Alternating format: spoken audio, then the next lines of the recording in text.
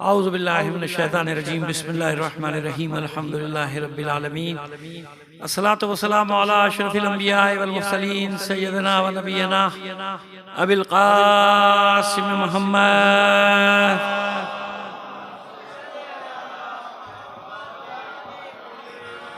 वालिहि तय्यबिन अत्ताहिरीन अल मासूमीन व लानतुल्लाहि अला आदाइहिम अजमईन मिन अलान इला क़याम यौमिद्दीन अम्मा बाद फ़क़द क़ाल अल्लाहु तआला फ़ी किताबिहिल मुबीन व हुवा अस्दक़ुल क़ाइलीन व क़ौलुहुल हक़ बिस्मिल्लाहिर रहमानिर रहीम फ़ज़्ज़लल्लाहुल मुजाहिदीना अलल क़ाइदीना अजरन अज़ीमा।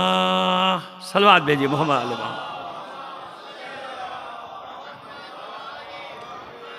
इज़ान मोहतरम, इस अशरे मजालिस की हमारे हिस्से की आखिरी मजलिस है। आपसे दरख्वास्त करेंगे मरहूम रियाज़ हुसैन साहब के बरदर अज़ीज़ सैयद नियाज़ हुसैन रिज़वी के ख़ानवादे के तमाम मरहूमीन, अपने मरहूमीन और तमाम शुहदा को शामिल करके एक सूरह फ़ातिहा पढ़कर बख्श दीजिएगा। बिस्मिल्लाह।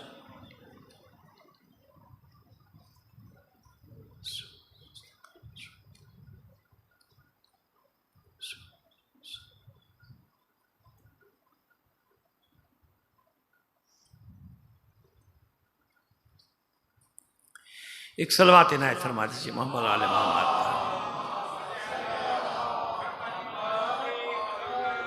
एक बार और इससे बेहतर अंदाज में बुलंद आवाज़ से।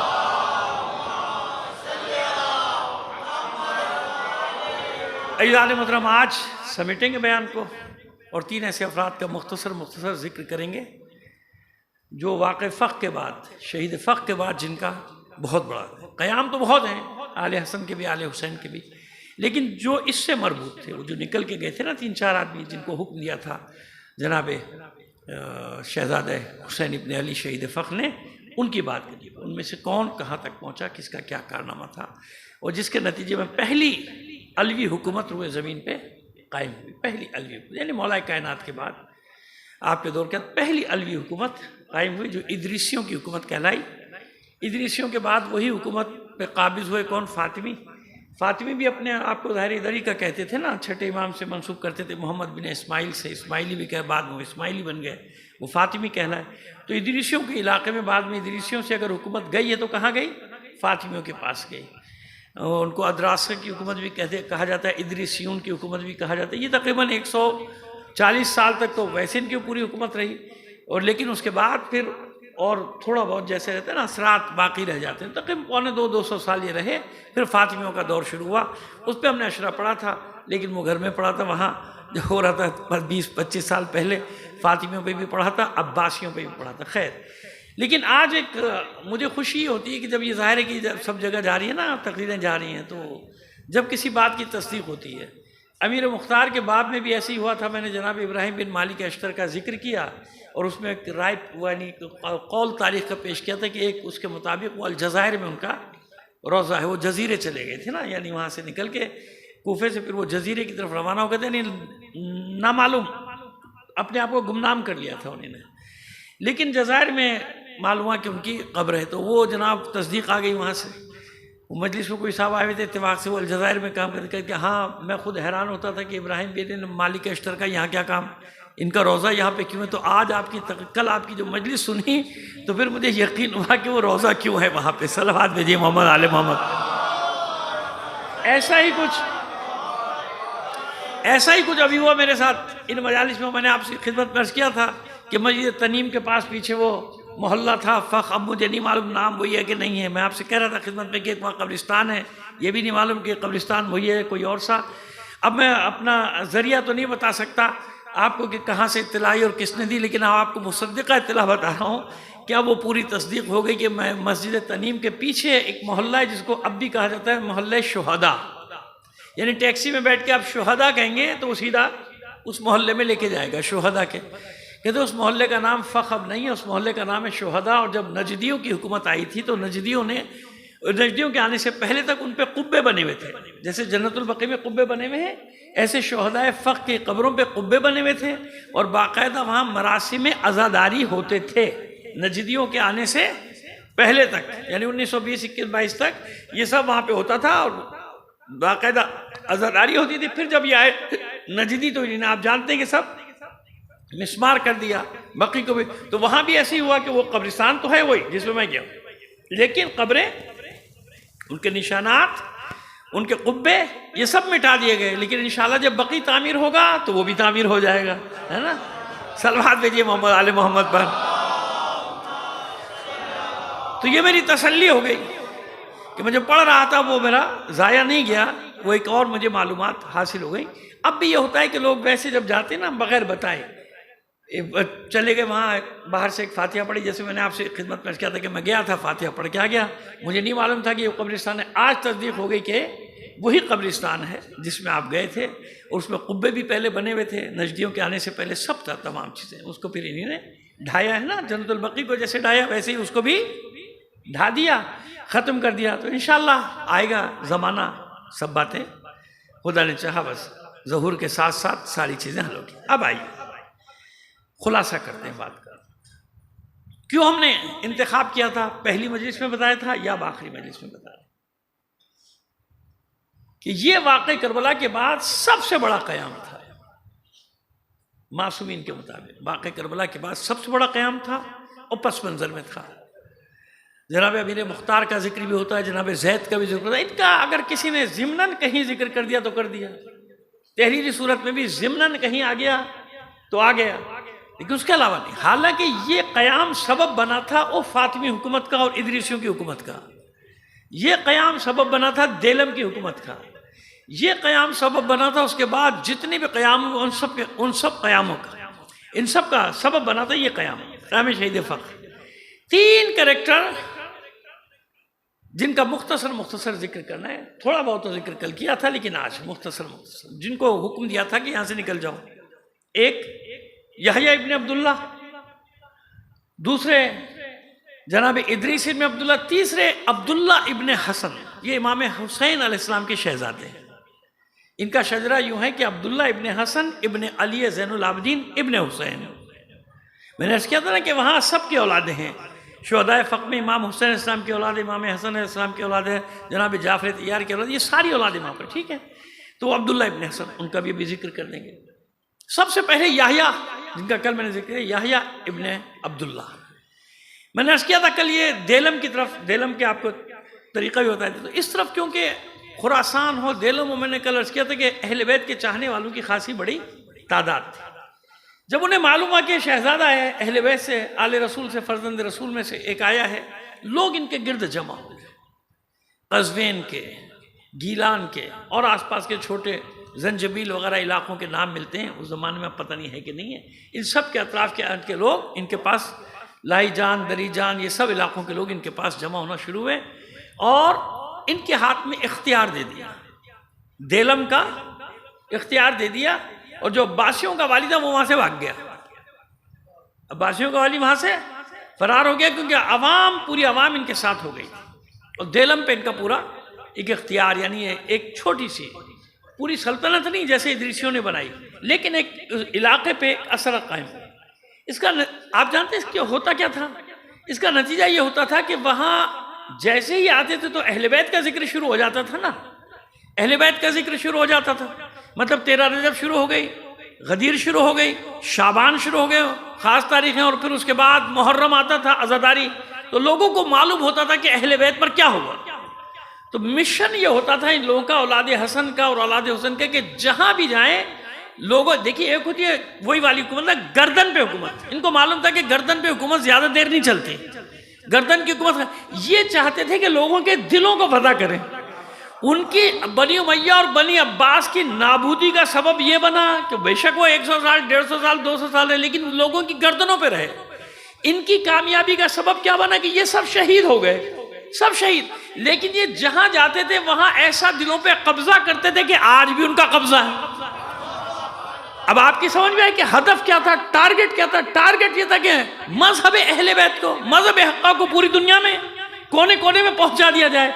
इसलिए हुसैन इब्न अली ने इन अशखास का इंतखाब किया और इन्हें हुक्म दिया कि मैदान से निकल जाओ, मैदान से निकल जाओ, फैल जाओ, ताकि लोग ये ना समझे कि इक़्तिदार की जंग थी। जैसे करबला को बनाने की कोशिश की थी ना 2 शहजादों की जंग, इक़्तिदार की नहीं, इक़्तिदार की जंग नहीं थी। ये जंग थी उस मजहब हक्का की, ये जंग थी उस दीन की। जिस दीन को ये पामाल कर रहे थे, जिसको ये मिटाना चाहते थे। लिहाजा इनमें से जो भी जहां गया, आज तक वहां असरात अहले बैत, मोहब्बत अहले बैत, चाहे उनका मजहब कुछ भी हो, लेकिन मोहब्बत अहले बैत के ऐसे निशानात ये छोड़कर आए। हत्ता कि तुर्की में आप जानते हैं कितने मामूली से शिया हैं, लेकिन ये जो इमाम ज़ादगान उन इलाकों में गए, इनके जाने के बाद आज तक वहां पे अहले सुन्नत अज़ादारी में करते हैं। जी मैं तुर्की का गवाह हैं, शिया थोड़े से, अलवी हैं थोड़े से, लेकिन मेजॉरिटी किसकी है? हमारे अहले सुन्नत भाइयों की। वो 10 दिन रासुल हुसैन में जो अज़ादारी होती है वो कौन करते हैं? अहले सुन्नत करते हैं। तो ये हमारे मुखालिफिन को इतनी बात समझ में नहीं आ रही कि ये जिक्र अहले बैत या अज़ादारी अहले बैत ये शियों का मरहून मिन्नत नहीं है। अल्लाह के बंदो, जहां सुन्नी भी नहीं है ना, वहां काफिर करते हैं। आप भी जानते होंगे, मनी तो मैं जब मैं नाम गिनाना शुरू कर दूंगा जगहों के, एक भी शिया नहीं है, शिया क्या सुन्नी भी नहीं है, अज़ादारी होती है। तो भाई मेरे, ये खामखा में शराब के पीछे तुम दौड़ रहे हो। ये ऐसा दिलों में बिठा दिया गया गम हुसैन करबला के बाद से अहम तहरीन, उनके चाहने वालों ने, शहजादगान ने, अली के शहजादों ने, हसन के शहजादों ने, हुसैन के शहजादों ने सर तो दिए, लेकिन जहां गए अब ये पूरी सल्तनत, अब काश कि चलिए जिंदगी रही आइंदा साल।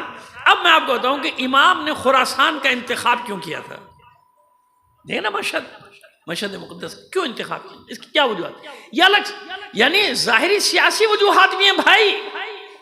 ना समझिएगा, इमामों के अइम्मा ताहिरीन का हर काम अहमियत कहाँ मिले।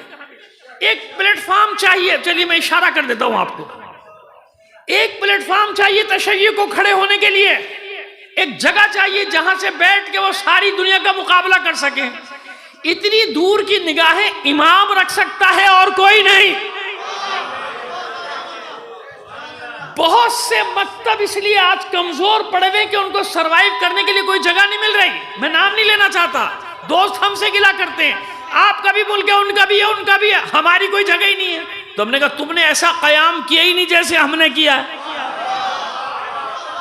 हमारी तरह का कयाम करते तो तुम्हें भी एक ठिकाना मिल जाता।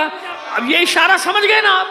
इमाम दूर तक देख रहे थे कि ये एक ऐसी जगह होगी कि कयामत तक, देखे ना, शुमाली अफ्रीका हाथ से निकल गया, जगह निकल गई, मोहब्बत रह गई, हुकूमतें तो निकल गई ना, इदरीसियों की खत्म हो गई, फातिमों की खत्म हो गई, लेकिन एक ऐसा ठिकाना इमाम ने बना के दिया कि हुकूमतें बदलती रहे, बादशाह आ जाए, आमिर आ जाए, कोई भी आ जाए, ममलिकत इमाम ज़माना ही रहेगी। ये अइम्मा ताहिरीन की अल्लाह, ये मौजू है, मैं अर्ज कर रहा हूं आपकी खिदमत में कि मौजू है अशरे का। मैंने 3 दिन इस टॉपिक पे मशहद में इमाम रज़ा अलैहिस्सलाम के हरम में सलावत भेजी मोहम्मद आले मोहम्मद पर। मजलिसें तो नहीं, लेकिन वो मिलादों की तारीखें थी, तो 3 दिन मैंने महफिल वहीं, यानी जो हरम की तरफ से मुनक़िद हुई थी हमारे उर्दू ज़बानों के लिए, हिंदुस्तान के हो या पाकिस्तान के, तो वहाँ मैंने खिताब किया था। तो वहाँ इसी नुक्ते को लेकर अब मैं आगे बढ़ा था, और फिर जब मैंने देखा कि तो बहुत वसी है, इसको तो पूरा अशरे इस पर पढ़े जा सकते हैं, तो कभी जिंदगी ने वफा की तो आपको बताएंगे। अइम्मा ताहिरीन की हिकमत क़यामत तक की है ना भाई।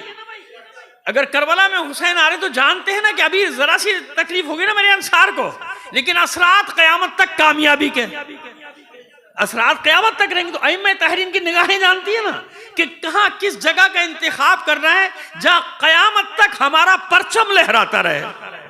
समझ में आ रही है बात? ये मैंने इशारा किया आपको। तो अब आइए, क़याम फ़क़ के बाद ये 3 हस्तियां, पहले मैं याह्या इब्न अब्दुल्लाह का जिक्र कर रहा हूँ, देलम पे इन्हीं ने अपना इक़्तिदार असरात कायम की। हारून आ गया, अब्बासी तो हादी अब्बासी तो जहन्नम रसीद हो गया ना, उसकी माँ ने उसको मार दिया, और उसकी माँ को हारून रशीद ने, यानी अपनी माँ को हारून रशीद ने टपका दिया, जाओ जहन्नम में खुद ही, कि जाओ उधर चली जाओ। तो हो गया उनका सिलसिला। अब हारून रशीद को हर वक्त ये फिक्र रहती थी कि आले हसन में से, और ख़ास तौर पे उनमें से जो शरीक थे सानह फ़ख़्र में, यानी फ़ख़्र के, इनमें से कोई बाकी ना बचे। अभी मैं और भी मिसालें दूंगा आपको, इसके जुमले बताऊंगा इसके आपके। अब ये परेशान, इसको खबर मिली कि देलम का इलाका पूरा हाथ से निकल गया है। अच्छा, लोगों के दिलों पर तो हुकूमतें थी नहीं ना, तो लिहाजा दूर दराज के जो इलाके थे वहां के लोग इंतजार करते थे कोई आए, कोई हमारी सरबराही संभाले और हम इनके खिलाफ क़याम करें। यानी रहबर रहबर रहबर, वही रोना आज तक है माशाल्लाह। सलावत भेजिए मोहम्मद आले मोहम्मद पर। ऐसे ही है ना। तो भाई यही मसला था सारा का सारा। क्या किया जाए, उसने जनाब फजल इब्ने यहया बरमकी आले बरामिका, ये अजीब किस्म के कैरेक्टर है। इनमें से कभी कोई अहले बैत से हमदर्दी जताता था और कभी खुद ही सर कलम करता था, कभी बचाता था कभी मारता था। इनकी अजीब सियासत। इस फजल इब्ने यहया बरमकी के बारे में यह है कि इसी ने जेलम का रास्ता दिखाया था। तारीखों में वल्लाह आलम बिस्सवाब सही है कि गलत है, लेकिन तारीख बता रहा हूं आपको। तारीख में यही कि फजल इब्ने यहया बरमकी ने जनाब यहया इब्ने अब्दुल्ला को रास्ता बताया था, बल्कि खत भी दिया था ताकि रास्ते में इनकी तलाशी ना हो, इनको रोका ना जाए। तारीख यही कहती है भाई, तिबरी हो या अपने खलदून, सब यही कहते हैं, एक ही बात कहते हैं। वही हमारे भी लिखने वालों ने नकल किया, लेकिन हमारे नकल वालों ने मेरी तरह ताज्जुब का भी इजहार किया कि बात समझ में नहीं आती, लेकिन है, क्या किया जाए। अब जो तारीख है वो तो है। अब मैं ना बताऊं, आप कहीं पढ़ के आप तो आपने बताया नहीं। ये उसको बचाने वाले बरामिका थे, लेकिन कत्ल करने वाले भी यही थे, अभी बताते हैं आपको। तो उसने जनाब निकाल दिया इनको, देलम पहुंच गए। ये खबर पहुंच गई हारून रशीद को कि ये काम फजल इब्ने यहया बरमकी का है। अच्छा देखिए, मैं बार बार तबरी इब्ने खलदून अबुल फदा ये इनके हवाले जो देता हूँ ना, ये मशहूर तारीखें हैं याकूबी, ये क्योंकि उर्दू में सबका तर्जुमा हो चुका। बहुत सारी तारीखें ऐसी जो मेरे जेर मुताला हैं, लेकिन वो अभी उर्दू में दस्तयाब नहीं है, क्योंकि मेरी भी इल्म नहीं। मैं जहाँ पूछता हूँ किताब खान में उर्दू तर्जुमा उनका नहीं है, वो अरबी में या फारसी में। खमीस और ये सब खतीब बगदादी वगैरह अगर उर्दू में हुए तो भाई मुझे नहीं मालूम, या फिर आउट ऑफ प्रिंट है, मार्केट में नहीं है। लेकिन ये वो किताबें हैं जिनके मैं मशहूर के नाम इसलिए लेता हूं ज्यादातर कि ये अवेलेबल हो। अगर कोई कुर्बानी दे, एक मोबाइल के खरीदने की कीमत से कम कीमत है एक सेट की, बच्चे के लिए 80,000 का मोबाइल लेने के बजाय थोड़े दिन के लिए उसको 8,000 वाला दे दे, 20,000 वाला दे दे, 25,000 वाला दे दे, क्योंकि पूरे सेट जो उर्दू में आते हैं, ये पूरे सेट की कीमत 10-12 हजार से ज्यादा, ये भी मैं ज्यादा बता रहा हूं, शायद 10-12 हजार से ज्यादा नहीं होती। तो ये सोच करके चलो, जिंदगी में भी काम आएगा, मरने के बाद दूसरों के काम, किताब खाने तो काम आते हैं ना। जब तक लोग पढ़ते रहेंगे सवाब होता रहेगा। तो कभी कभी किताबों की तरफ तवज्जो दे दिया कीजिए। मैं किताब खाने जब जाता हूँ, रो रहे हैं आजकल किताब खाने वाले, याक़ी रो रहे हैं। मैं आपको कहते हैं पहले तो बिक भी जाती थी कुछ किताबें, अब तो कोई है ही नहीं किताबें लेने वाला। मोबाइलों में सारी चीज़ें वो देखते रहते हैं। अच्छा मोबाइलों में देख लो, मोबाइलों में देखते भी नहीं, किताबें भी तो नहीं देखते ना, मोबाइलें कुछ और देख रहे, मोबाइल जो है कुछ और चीज़ें देखने के लिए रह गया, वो है ही नहीं। अच्छा चलो भाई, कहते हो ना हम तो इसमें देखते, तो कहाँ देखते हो किताबें? मैं तो जिससे पूछता हूँ उसको पता ही नहीं किताबों, डाउनलोड किए हुए, लेकिन कहाँ पढ़ने का वक्त कहाँ है। बस तसल्ली है कि हाँ वो तो हमारे पास है, किताब क्यों खरीदें भाई, तो उसमें कब पढ़ रहा है। लेकिन किताब बार बार एक बात आपसे कह रहा हूं, इस मशीन पे एतबार ना कीजिएगा। हमें आज भी कोई कहता है ना कि जनाब वो 19 बार 78 को जरब कैसे दे दो, हम जहन में एक चंद सेकंड में जरब दे लेते हैं। वो फार्मूले है ना, उसके तहत पढ़े हैं ना पहाड़े। अब तो अगर उर्दू के तो समझ में नहीं आते, लोग पहाड़ क्या पढ़ेंगे, लोगों क्या पता पहाड़ क्या होता है।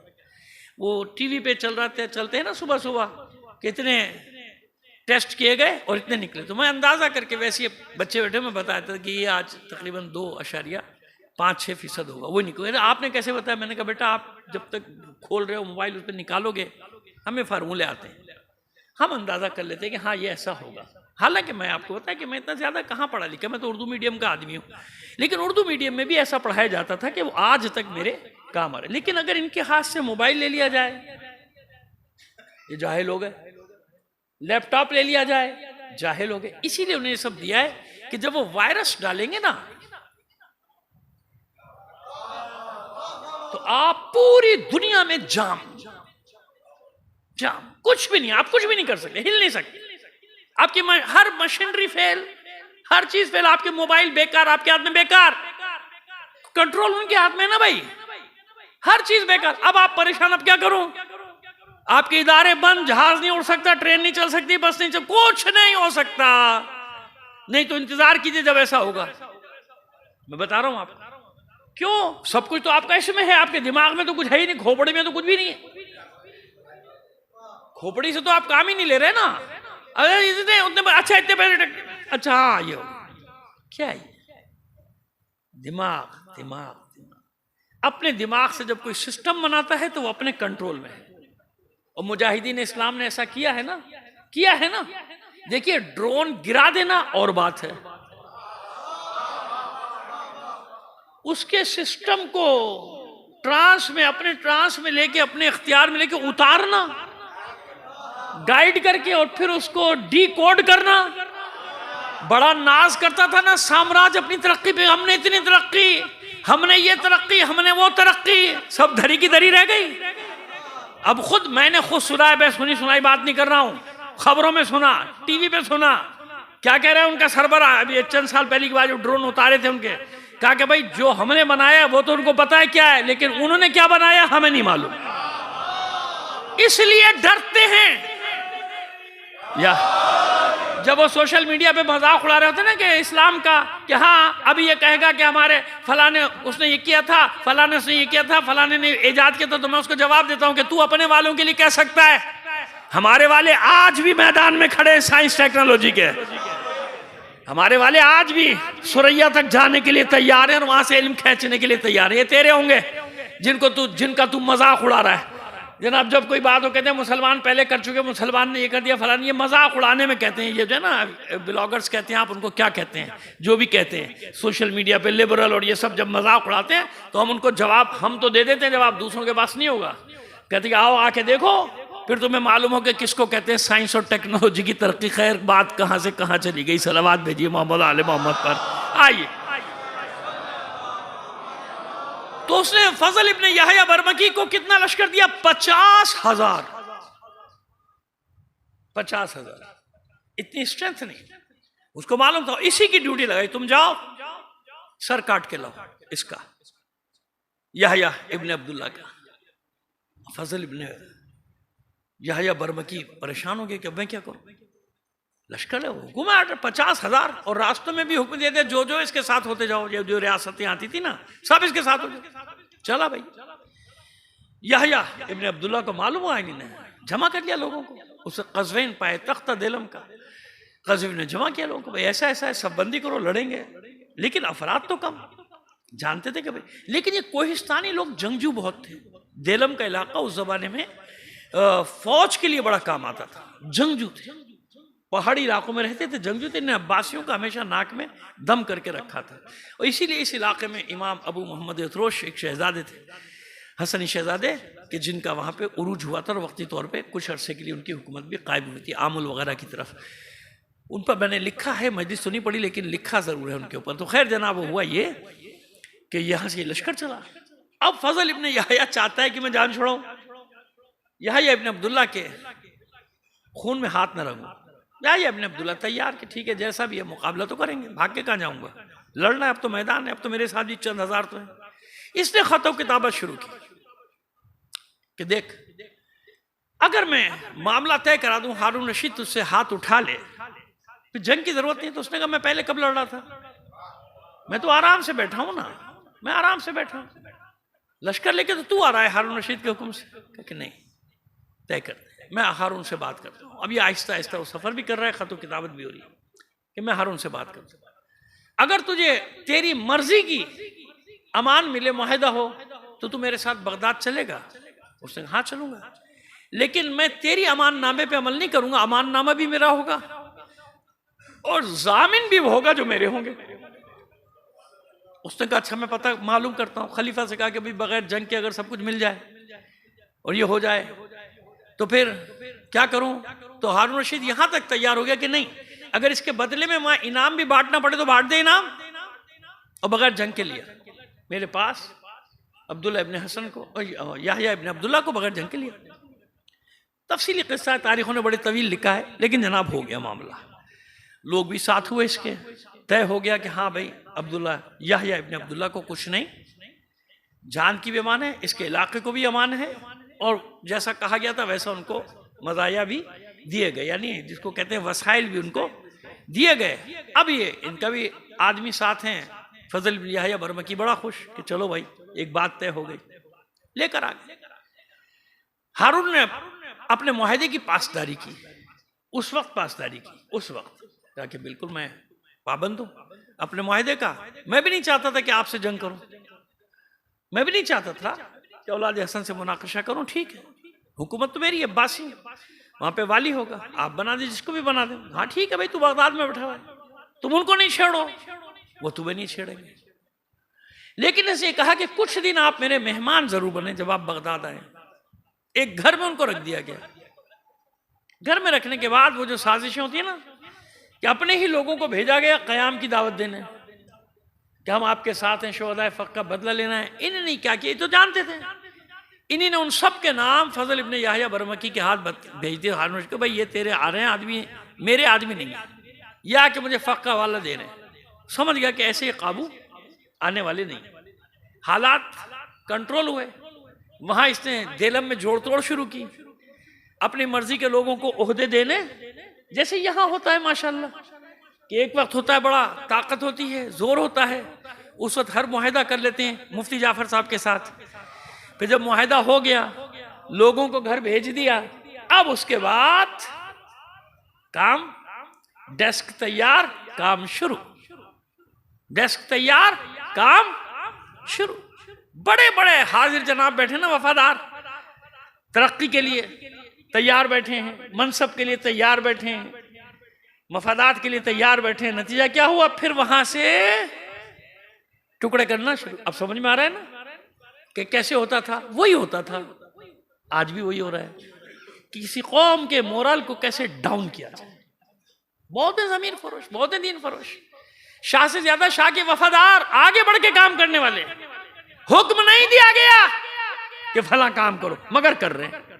क्यों? ताकि वो खुश हो जाए आका। अभी कुछ दिन पहले ऐसी एक केस हुआ, हालांकि उसके गले पड़ गया जिसने किया था। शाह से ज्यादा शाह के वफादार, अपने जुलूस की बेहतरामी कर रहे हो, अपनी नमाज की बेहतरामी कर रहे हो, लेकिन गले पड़ गया, उनके गले पड़ गया। क्यों? शाह ने हुक्म नहीं दिया था, शाह से 2 कदम आगे बढ़ गया, वो उसके मुसीबत हो गई भी। आजकल सुना है मैंने, मुसीबत में पड़ा हुआ है ना। ऐसे हमारे कौम में शाह से ज्यादा शाह के वफादार, तुम्हें जो ऑर्डर नहीं किया जा रहा वो भी करने को तैयार हो, खुशनुदी हासिल करने के लिए। तो जब आज ऐसे बैठे हुए, तो उस जमाने में अब्बासियों के कैसे कैसे गद्दार होंगे, कैसे कैसे दीन फरोश, कैसे कैसे जमीर फरोश। ऐसे थोड़ी अइम्मा की औलादें कटती चली गई, उनका कत्लेआम होता चला गया, ऐसे थोड़ी हुआ। बस साजिशें शुरू हुई, वहां तोड़ फोड़ कर दी गई देलम में। अब उसके बाद इनको हवाले कर दिया गया, खुद फजल इब्ने याहया बरमकी के जिंदान में डाल दिया। लेकिन जिंदान ऐसा कर मिलने पर कोई पाबंदी नहीं, जाने नहीं दिया जा रहा। समझ गए याहया इब्ने अब्दुल्ला कि अब ये मैं इसके शिकंजे में आ गया, इसकी बातों में आना नहीं चाहिए था। थोड़े दिन उसने, महीने 2 महीने इंतजार किया, जब वहां काम पक्का कर दिया देलम में, अपने अफराद के जरिए, मखसूस खास अफराद जो होते हैं ना हर जगह, खास खास, उनके जरिए से सारा काम दिखाए, तोड़ फोड़ का अमल। ये खुश, मेरी तरक्की होगी, मैंने खुश कर दिया आमिरों को, जाबिरों को, डिक्टेटरों को, जुल्म करने वालों को, जबर करने वालों को खुश कर दिया, खुश कर दिया। फजल इब्ने याहया बरमकी ने माजरत कर ली, मैं ये काम नहीं कर सकता, मुझे माफ कर दो। याहया इब्ने अब्दुल्ला को नहीं मार सकता। क्या किया इसने? आहिस्ता आहिस्ता जहर देना शुरू किया। अपने ऊपर इल्जाम नहीं लेना चाहता था आले हसन के या आले हुसैन के कत्ल का इल्जाम, आहिस्ता आहिस्ता सिलो पॉइजन देना शुरू। एक जुबैरी जिसका नाम है मुसअब इब्ने अब्दुल्ला जुबैरी, खबीस तरीन शख्स है। अजय पूरा तबरी ने वाकया लिखा है, तबरी हमारा नहीं, तबरी ने लिखा है पूरा वाकया कि खबीस तरीन दुश्मन अहले बैत का। इसको जब पता चला कि याहया इब्ने अब्दुल्ला ये दिल में बोझ रखे हुए थे, इसने क्या किया, हारून से जाके शिकायत की। पहले कहा कि अकेले मिलूंगा, अकेले मिलूंगा, अकेले मिलूंगा, अकेले मिल लो भाई। इसने कहा कि ये जैदियों के साथ मिल गया है, जैदी इसके पास आ जा रहे हैं और ये सब मिलकर तेरे खिलाफ कयाम का, जंग का इरादा। जैदी से मुराद भाई यहाँ जैदी ना समझना जो बैठे हुए हो, वो जैदिया फिरके की बात कर रहा हूँ। सलावत भेजिए मोहम्मद आले मोहम्मद। जैदिया, जै से मुराद जैदी जो कह रहा हूं, तो जैदी से मुराद क्या है? इसीलिए ईरान इराक में कोई अपने आप को जैदी नहीं लिखता, हुसैनी लिखते हैं। क्या लिखते हैं? हुसैनी। अब ये इनका भी जिक्र आने वाला है जरा सा 2 मिनट के लिए। खैर चलिए बात को आगे बढ़ाए। तो वो जैदियों के साथ मिला हुआ है, ये है वो है। क्या उसके सामने कह सकता है हाँ कहूंगा? कसम खा के कह सकता है हाँ कहूंगा? बुला लिया जिंदान से। तो या इब्न अब्दुल्ला ज़हर के जहर के असर से वैसे ही बुरा हाल था। अब ये आपको दूसरा मुबाहिला बता रहा हूँ तारीख का। शायद कभी अब्बासियों के जिक्र में मैंने पढ़ा भी था ये मुबाहिला, यहीं 15-16 साल या 20 साल पहले जब ये अशरा घर में होता था नियाज़ साहब के, वहाँ मैंने पढ़ा था। लेकिन अब क्योंकि आ गया उसी शख्सियत का जिक्र आ गया, या इब्न अब्दुल्ला की, तो लाया हमको जंजीरों में जकड़ा। हारून ने कहा कि भाई ये तूने ऐसा किया। कहा मैं जिंदान में हूँ तेरे, मैं जंजीरों में किसे कर सकता हूँ? कहा नहीं, लोग तो मिलने आते जाते हैं, तो उन लोगों को पकड़ ला भाई। कहा ये खड़ा हुआ है, ये खड़ा हुआ है, से बात है। कब मैं तुम देखी पहली बार रहा हूँ, कौन है ये? उसने मुझसे ने कि झूठ बोल रहा है, मकर कर रहा है। इसने सब मुझसे कहा, खुद कहा है। तूने मुझसे नहीं कहा, आंखों में घुस के तूने मुझसे नहीं कहा ऐसा करना है, ऐसा करना है, ऐसा करना है, कयाम करना है। वो हैरान हो गया। कहा भाई मेरी समझ में नहीं आता कि मैं तुझे कैसे यकीन दिलाऊं कि मैं तेरी कैद में हूं। कसम खा सकता हूं और क्या कर सकता हूं? याह्या इब्न अब्दुल्ला ने कहा, तो उसने कहा कि तू कसम खाएगा? कहा मैं भी कसम खाता हूं। याह्या मुस्कुराए, कहते बस ठीक है, कसम पे फैसला हो जाएगा। तो हारून ने कहा कैसे फैसला होगा? तू भी कसम खाएगा, वो भी कसम खाएगा? कहा नहीं, जैसे मैं कहता हूं ऐसे कसम खाए ना, जैसे मैं कहता हूं वैसे कसम खाए। तो दोनों आमने सामने हो, समझिए। इन्हीं ने 2 रकात नमाज पढ़ी। याह्या इब्न अब्दुल्ला ने 2 रकात नमाज पढ़ी, और ये मुबाहिला आज भी। खैर, तो वो उसके बाद कहते हैं बैठ के सामने, उसका हाथ अपने हाथ में लिया, ऐसे पकड़ा जुबैरी का। वो कहते हैं देख, जैसे मैं कहता हूं वैसे, पहले मैं कसम खा रहा हूं, पहले मैं कसम खा रहा हूं, जो कुछ तूने कहा है अगर वो सच है तो मैं अल्लाह की कुव्वत से निकलकर अपने आप को अपने हवाले करता हूं। मैं अल्लाह की कुव्वत से बाहर आता हूं, अल्लाह की पनाह से बाहर आता हूं। उसकी समझ में नहीं आया कि जुमला क्या, जुमला कहते ये कैसी कसम का? यही कसम है, मैंने खाई ये कसम कि मैं कसम खाता हूं कि अगर मैंने ऐसा किया है जो तूने कहा है, मैंने ऐसा कहा है जो तू कह रहा है, तो मैं अल्लाह की पनाह से निकलता हूं बाहर। मैं अल्लाह की पनाह, परवरदिगार मुझे अपनी पनाह से बाहर निकाल दे और मुझे मेरे हवाले कर दे। अब ये झिझका, ये समझ गया कि ये कोई राज है, कोई रमज है। क्या मैं ऐसे नहीं कहूंगा? हारून भी समझ गया। हारून ने कहा नहीं, जैसे इसने कसम खाई ऐसे कसम खा, जैसे इसने कसम खाई है। समझ में किसी के कुछ नहीं आ रहा, लेकिन इतना समझ में आ रहा है कि कुछ है। तो हारून भी जो है कह रहा है इसमें कुछ राज है, जब ये पीछे हट रहा है, ऐसे कसम खा जैसे ही खा रहा है। खा लेता हूं। उसने कसम खाई, वैसे घर तक नहीं पहुंचा था, क्योंकि जो इसके रावी हैं वो बताते हैं कि पीछे हम गए, घर पहुंचने के बाद ही वो, मैं इस मरज का भी यहां बयान नहीं कर सकता कि ऐसा मरज उसको लाहक हुआ, ऐसा मरज लाहक हुआ कि उसका पूरा अंदर का बदन सारा बह गया। उसके घर से नालो शेवन बुलंद हुआ, तो पूरे बगदाद में इस वाक़े का चर्चा था। हारून इतना डर गया, इतना डर गया, इसने याह्या की जंजीरें वंजीरें उतारने का, जल्दी से भेजो, इसको बाद में फिर आजाद करेंगे, यहां से तो इसको लेकर जाओ। तो ये था मुबाहिला जो आपने दरबार, ये तारीख में आपसे बता रहा हूं मैं, आप जाके देख सकते हैं इसको तारीख तबरी में। तबरी में पूरा याह्या इब्न अब्दुल्ला का मुबाहिला, शहजादे हसन का मुबाहिला कहीं लिखा है, शहजादे हसन का। इमाम हसन के औलाद थे ना, सलावत भेजिए मोहम्मद आले मोहम्मद पर। लेकिन वो जहर इतना सरायत कर चुका था, ये शहजादा जांबर ना हो सका, और इनकी शहादत वाक़ई हो गई। याह्या इब्न अब्दुल्ला की शौक़-उत-ताम, बगदाद में जो एक मार्केट है उसका नाम है शौक़-उत-ताम, वहाँ इनका रोज़ा मौजूद है। शहजादे हसन का, याह्या इब्न अब्दुल्ला इब्न हसन मुसन्ना का रोज़ा मौजूद है। बाज़ जाने वाले जाते हैं, बाज़ क्योंकि माशाल्लाह ज़ियारतें इतनी हैं कि सबको कहाँ ले जा सकते हैं सब जगह वो, लेकिन यहाँ जिनको मालूम है उनकी ज़ियारत के लिए भी बगदाद में जाते हैं, शौक़-उत-ताम में। एक सलावत भेजिए मोहम्मद आले मोहम्मद पर। आइए आगे चलिए, ये यहाँ का हुआ। अब आइए इदरीस इब्न अब्दुल्ला, ये दूसरा शहजादा हसन का, ये निकला यहां से। मिस्र पहुंच गया, हाजियों में छुप के। हज का जमाना था ना, बताया था मैंने, वाक़ई फ़ख 8 ज़िलहज को हुआ है। हाजियों में अपने आप को छुपाया। इसका गुलाम एक राशिद, बहुत ज़हीन गुलाम है इनका राशिद, जिसने आगे पूरी बुनियाद डाली हुकूमतों की। वो छुप के रास्ते में ये हुआ कि इन्होंने उल्टा कर लिया, राशिद आका बन गया, ये गुलाम बन गया। इसलिए किसी को शक होता नहीं था, जो तहकीक होती थी राशिद पर होती थी, इन पर तो होती नहीं थी, क्योंकि ये गुलाम बन गया, वो आका बन गया। मिस्री काफिले के साथ ये मिस्र पहुंच गए। मिस्र में जाहिर है कि हर जगह कोई ना कोई तो होता था ना। बज़ाहिर अब्बासियों का आदमी था, लेकिन दिल में किसकी हमदर्दी रखता था? अहले बैत की। सालेह नाम का शख्स शायद मिलता है, सालेह इब्न सुलेमान या कुछ इस तरह का नाम है उसका, वो मिल गया। उसको राशिद ने अपना अहवाल कहा कि तुझे शर्तों के साथ अहद व पैमान लेने के बाद बताया कि देखिए ये इमाम हसन का शहजादा है, हम फरार होकर यहाँ तक आए। कहा तो बेहतरीन तुम्हारी जगह, अब सुनिएगा, कहते बेहतरीन जगह मगरिब निकल जाओ, क्योंकि पूरा मगरिब अब्बासियों के खिलाफ है, बर्बरी रहते थे ना। अच्छा मगरिब मैं बता दूं किसको कहते हैं। शुमाली अफ्रीका पूरा जो है ना, इसको उस जमाने में मगरिब कहा जाता था। फिर एक वक्त आया कि सिर्फ मराकश को मगरिब, जो मराकश अब है ना, मराको या मराकश, इसको मगरिब कहते थे। अब मगरिब कहा जाए तो मुराद क्या होती है? मगरिबी दुनिया, वेस्टर्न वर्ल्ड। लेकिन तारीखों में जब मगरिब आएगा तो किसको कहा जाएगा? मराकश को।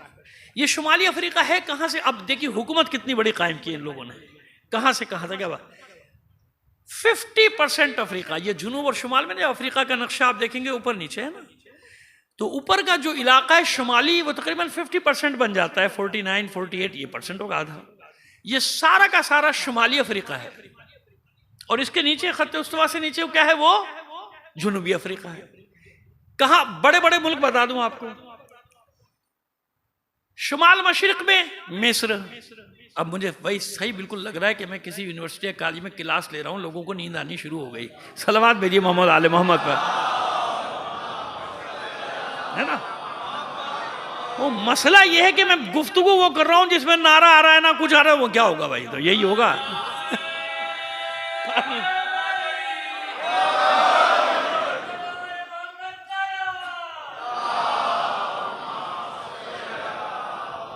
है ना, लोग परेशान ये हो रहे हैं कि हम तो मजलिस में आए थे, यहां तो पता नहीं क्या हो रहा है। सलावत भेजिए मोहम्मद आले मोहम्मद पर।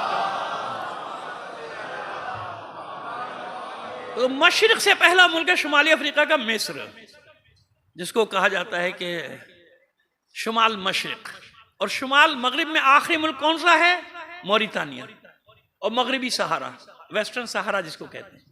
इसके दरमियान में मिस्र के साथ, अब आप आ जाइए शुमाली अफ्रीका, जितने बड़े मुल्क हैं, मिस्र, लीबिया, चार्ट तो बड़ा नहीं लेकिन है बहरहाल, चार्ट भी, अल्जीरिया सबसे बड़ा मुल्क शुमाली अफ्रीका में जमीन के एतबार से, बल्कि पूरे अफ्रीका में जमीनी एतबार से सबसे बड़ा मुल्क कौन सा है? अल्जीरिया। नाइजर, नाइजीरिया अलग है, नाइजर अलग। नाइजीरिया नीचे आता है जुनूबी अफ्रीका में, यानी जुनूबी अफ्रीका शुरू होता है वहां से, और ऊपर जो है नाइजर, ये क्या है? शुमाली अफ्रीका। अब आ जाइए मराकश, ट्यूनिस, माली, मौरितानिया और मगरिबी सहारा, ये सब एक दो के शायद नाम भूल गया तो माफ कर दीजिएगा, लेकिन ये सब का सब क्या है? शुमाली अफ्रीका। अब आप अंदाजा लगाइए कितनी बड़ी हुकूमत, आधे बर्रे आजम पर पहुंचे। कहां? ये सबसे पहले मगरिब, यानी मिस्र पहला है, और आखिरी कौन सा है? मगरिब, यानी मराकश आखिरी। आगे समंदर, रबात, जो अब है रबात, उस वक्त नहीं था रबात नाम, ये रबात पोर्ट भी है। और यही मगरिब से, मराकश से दुम लगी हुई है जबराल्टर के साथ। अब नक्शा समझ में आया? स्पेन मुसलमान कहां से दाखिल हुए थे? मगरिब से, मराकश से। मराकश के रास्ते दाखिल हुए थे कहां? जबराल्टर। पहली पोर्ट वही है, यानी यूरोप शुरू होगा बाएं हाथ पे, हम जब देखेंगे सामने से तो बाएं हाथ पे पुर्तगाल, दाएं हाथ पे स्पेन। वो लोग देखेंगे तो जनाब उनके बाएं हाथ पे स्पेन और दाएं हाथ पे क्या हो जाएगा? पुर्तगाल हो जाएगा। ये इसलिए जरा सा बताना जरूरी होता है कि जब बच्चे हिस्ट्री पढ़ते हैं ना तो बात जगह चकरा जाते हैं, उनकी समझ में बहुत सारी चीजें नहीं आती हैं। एक सलावत भेजिए मोहम्मद आले मोहम्मद पर। बस जब ये यहां पहुंचे तो वो बर्बरी, ज्यादातर बर्बरी कबीला रहता था ना वहां मगरिब में, वो अब्बासियों से बहुत, क्योंकि अब्बासियों ने कब्जा करते थे, कत्लेआम बहुत किया था, तो अंदरूनी तौर पर सब इसके मुखालिफ थे। बस चल रही थी हुकूमत, सारे मुखालिफ थे। जब ये शहजादा पहुंचा तो खुद वहां के वाली ने, जो वहां का वाली था, उसी ने आगे बैयत कर ली। अपने लश्कर के साथ थे बड़े जंगजू बर्बरी, बहुत जभी तो हुकूमत बनी, वरना कैसे बन सकती थी। ये बहुत बड़ी हुकूमत, खुलासा कर रहा हूं, कायम हुई इदरीस की। इदरीस के बाद ये जवानी में से 23 तकरीबन 3 या 4 साल या 5 साल या 6 साल, यानी हिजरी 173 में ये हुकूमत कायम करने में कामयाब हुआ। हिजरी 173 में 4 साल इसकी हुकूमत, लेकिन ये हुकूमत बना गया। 4 साल जब हुकूमत की तो इसका कोई बेटा नहीं था, जो सही बात है वो बता रहा हूं। इस पे गर्दो गुबार डाला है तारीख ने, ये कह के कि वो इदरीस सानी, इदरीस इब्न इदरीस इसका बेटा नहीं था। ऐसा नहीं था, मैं बताता हूं क्या है। बेटा नहीं था, लेकिन इसकी जौजा जो एक बर्बरी कनीज थी वो उम्मीद से थी। तो राशिद ने टेक ओवर, केयर टेकर होते ना, जैसे केयर टेकर बनाने उसका बड़ा आता, वो केयर टेकर बना। उसने अहद किया, अहदो पैमान किया, कौम को जमा करके, तमाम मगरिबियों को जमा किया, कहा कि देखो ये इसका हक है, इनका हक है, मैं इतनी देर तक ये निजाम संभालूंगा जब तक ये बच्चा दुनिया में नहीं आता। अगर बेटी होती है तो भाई फिर तुम्हारी जिम्मेदारी है, तुम जो चाहो करो, जैसे तुम फैसला करो। अगर बेटा हुआ तो फिर हम बैठ के मशवरा करेंगे कि अब हमें क्या करना है। इदरीस का बेटा, खैर अल्लाह का करम यह हुआ कि उस कनीज को बेटा हुआ, तो उसका नाम इसने इदरीस ही रखा, राशिद ने। उसका नाम भी इदरीस, यानी इदरीस इब्ने इदरीस, इदरीस सानी, इदरीस दोगम भी कहा जाता है। जब ये 11 साल का हो गया, हिजरी 188 में, फिर इसको तख्त पर बिठाया गया।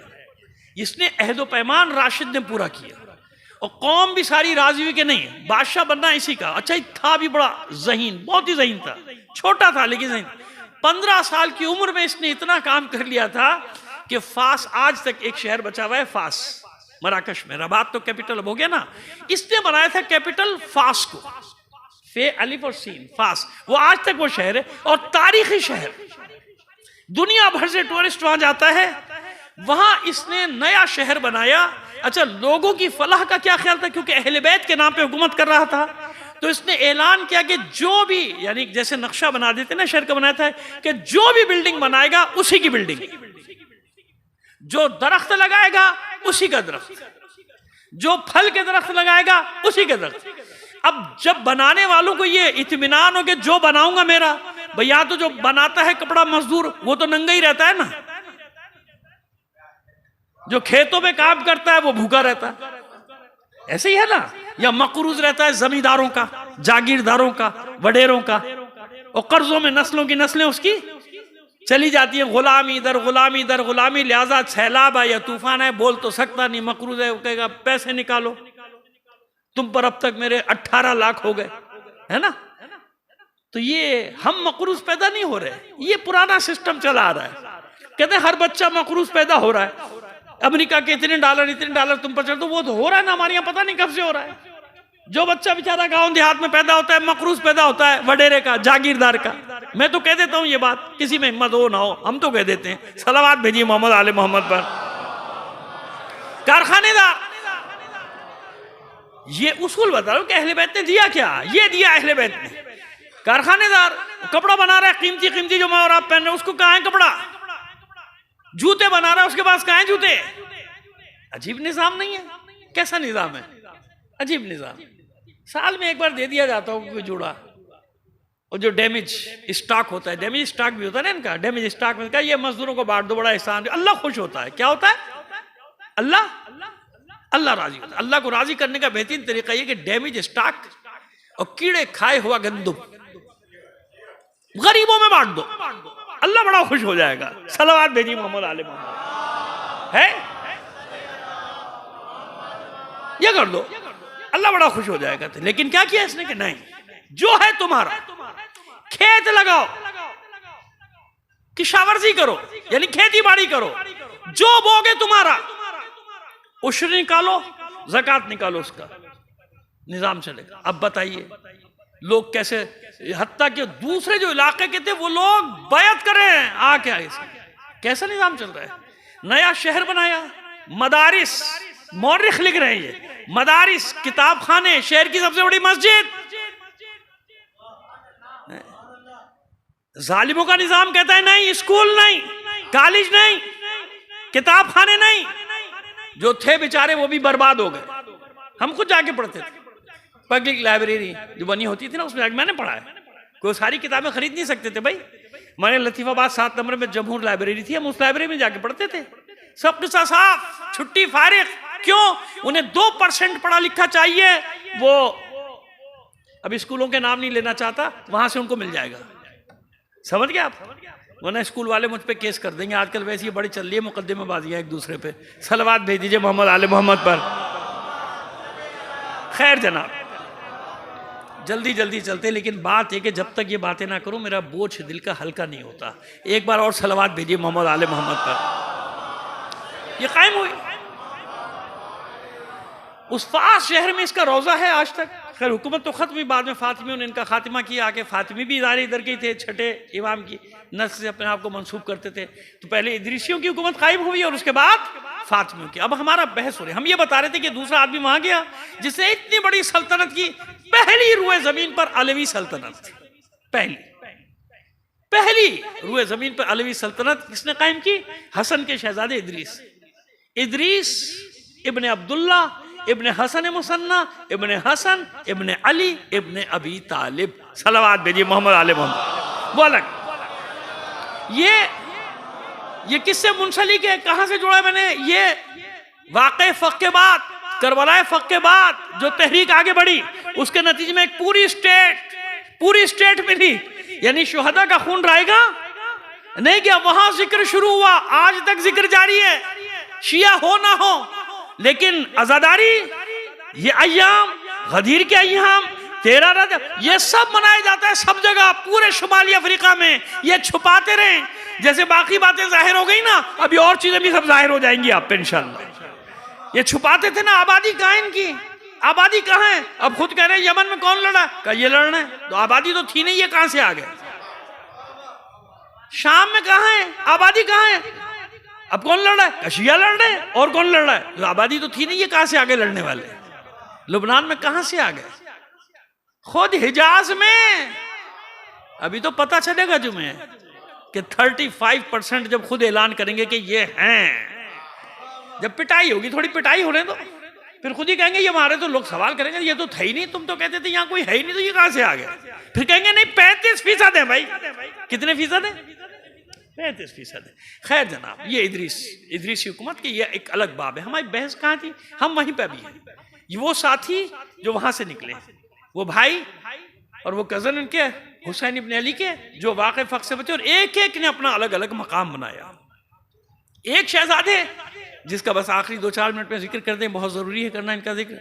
अब्दुल्ला इब्ने हसन इब्ने अली ज़ैनुल आबिदीन, यानी इमाम ज़ैनुल आबिदीन अलैहिस्सलाम के पोते। सलावत भेजिए मोहम्मद आले मोहम्मद पर। आप देखो, कहते हैं चुन चुन के मारा, तसल्ली नहीं होती थी। हारून रशीद ने फिर जाफर बरमकी अब की, फजल इब्ने याहया बरमकी का चचा जाफर बरमकी, बड़ा खबीस। मैंने कहा ना, कभी कोई साथ देता था, कभी ये हाल करते थे।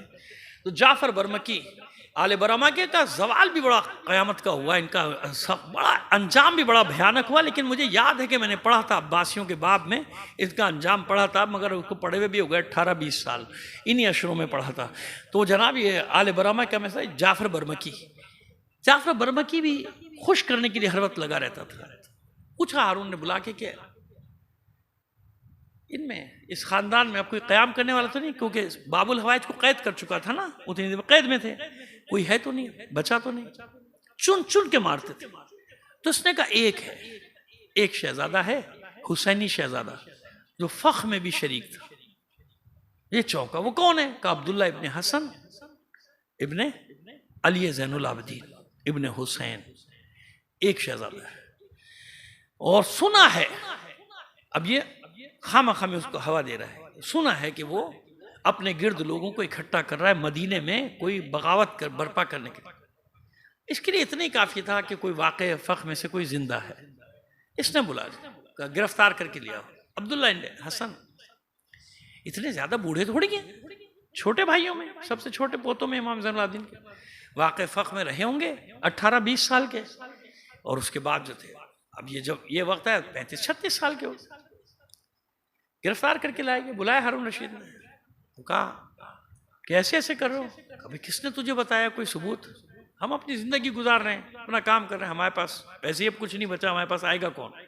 सब तुम लोगों ने तबाह बर्बाद कर दिया। खैर, कहता है इसको हसीन बहुत थे, कहते जेल में डाल दिया, जिंदान में डाल दिया गया इनको। जब जिंदान में रहे, अच्छा थे तो औलाद अली है ना, वो खून तो हर जगह से। जब बहुत अरसा हो गया, तारीख जिंदान था, तो इन्होंने खत लिखा हारून के नाम। अच्छा, ये चाहते थे कि जल्द अज जल्द ये मेरा खात्मा कर देना, शहीद तो होना है, मारेगा एक दिन, मारे खत्म। तो इन्होंने उसको बड़ा बुरा भला कहा उस खत में ना, बहुत बुरा भला। ऐसा कहा कि मार यकीन था कि अब ये खत पढ़ेगा और हुक्म देगा जाके अब्दुल्ला इब्न हसन की गर्दन मार। लेकिन उल्टा हो गया, हारून रशीद ने वो खत पढ़ा और एक तरफ फेंक दिया कि बात तो इसने ऐसी की कि मैं इसकी गर्दन उड़ा दूं, लेकिन मैं इसे मारूंगा नहीं, मैं इसे नहीं मारूंगा, छोड़ दिया। जाफर इब्न यहया बरमकी वहां मौजूद था, उसने खत उठा के पढ़ा। कुछ दिन के बाद आ रहा था नौरोज, और नौरोज पे तो अरे वहां बड़ा, आप जानते हैं आज तक है सिलसिला नौरोज की ईदों का। उस जमाने अब्बासियों के दौर में तो बहुत ही हो गया था नौरोज। तो तोहफे तहाइफ के साथ साथ जाफर इब्न यहया बरमकी ने इस शहजादे का सर कलम कर दिया।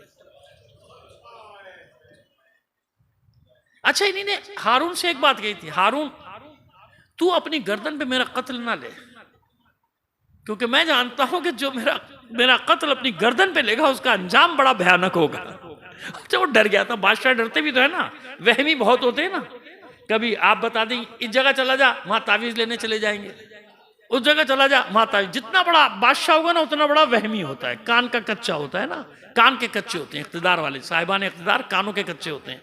ये डर गया उसकी बात सुन के अब्दुल्ला इब्न हसन की, क्या हुई मेरा तो बेड़ा गर्क हो जाएगा।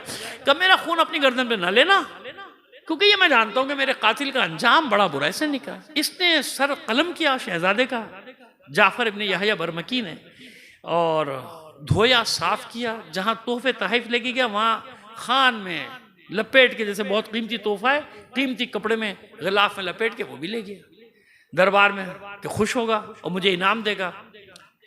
उसने जब खोले सारे, तो जब ये खोले तो चौंक के खड़ा हो गया। अरे खूबसूरत, मैंने कहा ना बहुत हसीन शहजादा था हसन का, ये इमाम हुसैन का बहुत हसीन शहजादा। देखा खड़ा हो गया, कहते ये तूने क्या किया? कहा ये नौरोज का तोहफा है, आपके लिए नौरोज का तोहफा। का बदबख्त, मैंने कब कहा था तुझसे? अगर कत्ल करना होता तो मैं कत्ल करने का हुक्म देता। मैंने कब कहा था इसको कत्ल करो? कह रहा अभी मेरी निगाहों से दूर हो जा तू। वो डर के मारे भाग गया। इसने सर को एहतराम से, कहते हैं, दफन करा दिया, दफन करवा दिया।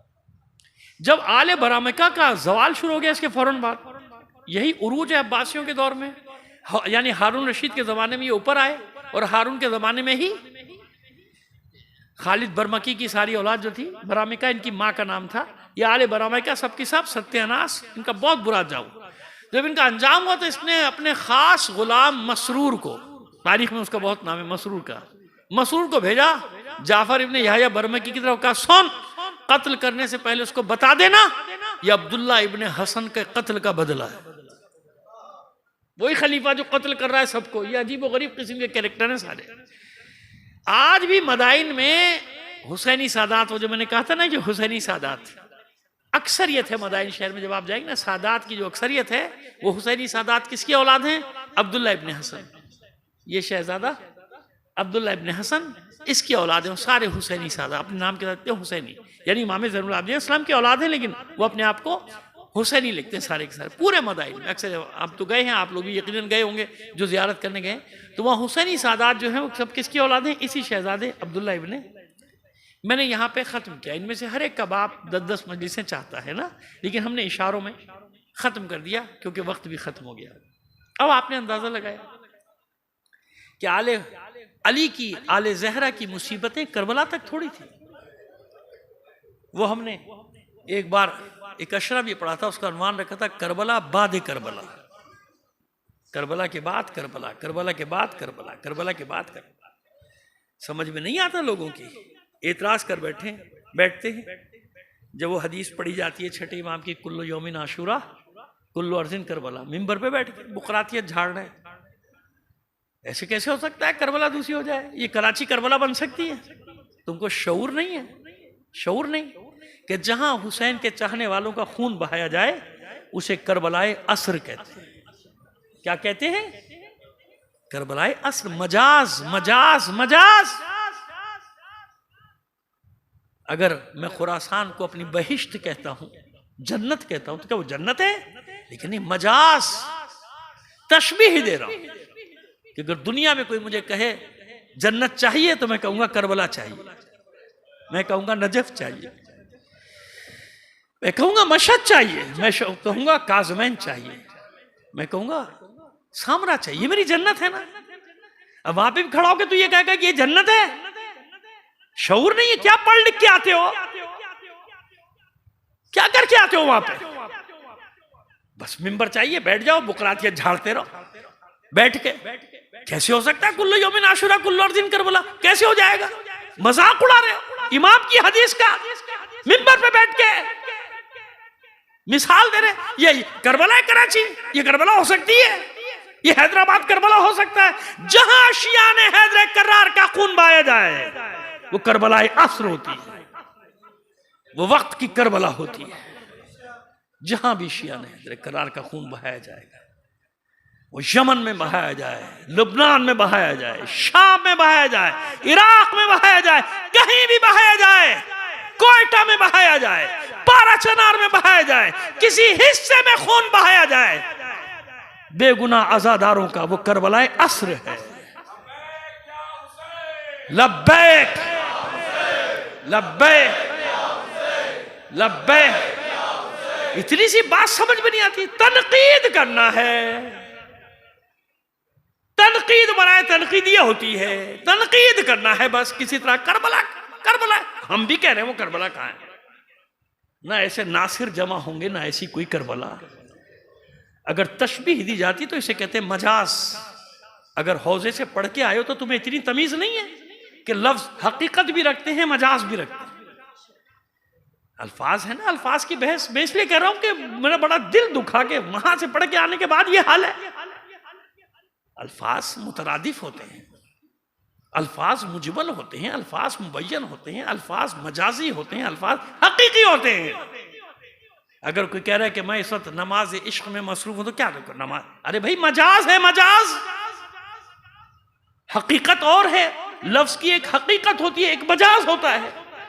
ये इसलिए अर्ज कर रहा हूं कि रिकॉर्ड हो रही है मेरी बात, तो इतना तो समझ लिया करो कि हकीकत और मजाज क्या चीज है। सलावत भेजिए मोहम्मद आले मोहम्मद पर।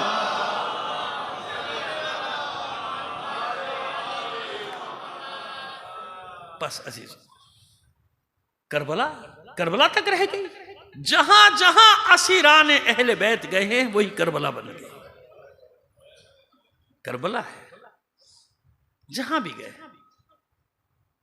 अगर सकीना जिंदाने शाम में अपने बाबा से मिल गई तो वो जिंदान उसकी करबला है, वो उसकी करबला है। 4 साल बच्ची, बस मैंने खत्म कर दिया। अल्हम्दुलिल्लाह कि जिसने मुझे तौफीक दी कि मैं यहाँ तक पहुँच गया। बस ये एक दुआ भी छोटी सी कर रहा हूँ, आमीन कह देना सब। इंसान हूँ, सिबकत लिसानी हो जाती है, कोई ज़ेर ज़बर कोई गलती वलती हो गई, परवरदिगार बेहक़ ज़िक्र हुसैन माफ़ कर देना। हो जाता है ना, हम इंसान हैं, हम मासूम थोड़ी हैं, हो जाता है, गलती के पुतले हैं हम लोग। बस अज़ादारान हुसैन, ये कौन सी बच्ची है?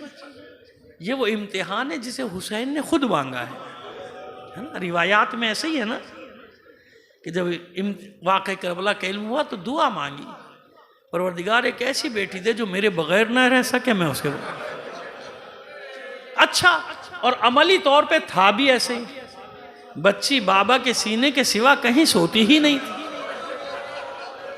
और उसका सबसे बड़ा सबूत ये है कि शाम गरीबा में जब ज़ैनब ढूंढती ढूंढती पहुंची है सकी, कहां से मिली थी ये बच्ची?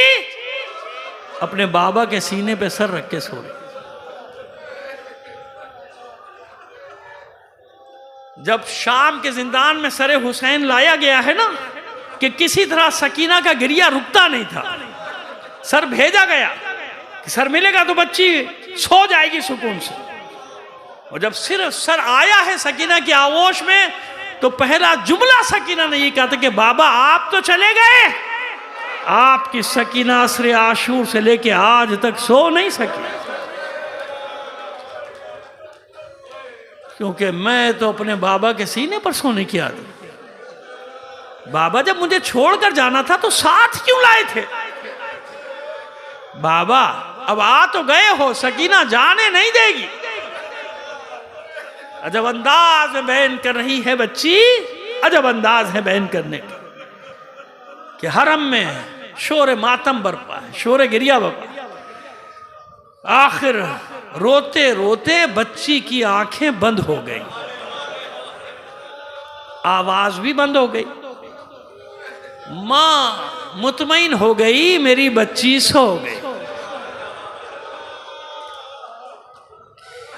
ज़ैनब के दिल को करार आ गया, मेरी सकीना सो गई। हरम में सुकून की लहर दौड़ गई, सकीना सो गई। मगर एक फर्द है सैयद सज्जाद। इधर आंखें बंद हुई सकीना की, उधर सैयद सज्जाद खड़े हुए कहते हुए इन्ना लिल्लाहि व इन्ना राजिऊन। तड़प कर ज़ैनब ने कहा, बेटा सैयद सज्जाद अभी तो मेरी बच्ची सोई है, ये तुमने कैसा कलमा ज़बान पे जारी किया? सैयद सज्जाद की आंखों से अश्कों का सैलाब रवा। फूफी अम्मा, हाँ मेरी बहन सो गई, मगर अब ऐसी सोई है कि कयामत के दिन ही यहां से उठ। अज़ादारान हुसैन, मुझे नहीं मालूम किस तरह अहले बैत ने इस बच्ची को सुपुर्द लहद किया। मैं तो बस ये जानता हूं कि कफन देने को कुछ ना था, उसी बोसीदा कुर्ते में सैयद सज्जाद ने लहद में उतारा, उसी बोसीदा कुर्ते लहद को बंद किया और उसके बाद आंसुओं से तराई की। वाक़े करबला खत्म हुआ, कैदी कैद से रिहा हुए, अमारियां तैयार, नाके तैयार। कहां जाने के लिए? करबला और फिर मदीने। सानिया ज़हरा ने बुलाया सैयद सज्जाद को, बेटा तुम्हारी माँ उम्मे रुबाब नजर नहीं आती? सैयद सज्जाद ने कहा मेरे पीछे पीछे आइए। आगे आगे सैयद सज्जाद, पीछे पीछे बीबियां। जिंदान के दरवाजे पर पहुंचे, दरवाजा खोला, अंदर दाखिल हुए। अब जो बीबियां अंदर दाखिल हुई तो क्या मंजर देखा? जनाब उम्मे रुबाब कब्र पे इस तरह छा गई थी जैसे बच्ची को अपनी आगोश में लिया। ऐ मेरी बच्ची सकीना, तू बहुत याद करती थी मदीने को, तू बहुत बेकरार थी कैद से रिहा होने को, तू बहुत बेकरार थी अपनी बहन से मिलने को। मेरी बच्ची सकीना, सुना हम कैद से आजाद हो गए। मेरी बच्ची, अमारियां तैयार, नाखे तैयार। तुझे इस तारीख जिंदान में अकेला छोड़कर कैसे चली जाऊं?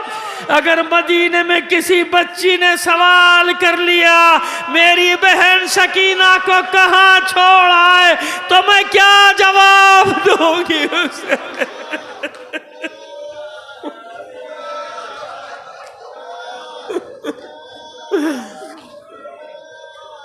अला लानतुल्लाहि अलल कौमिज़्ज़ालिमीन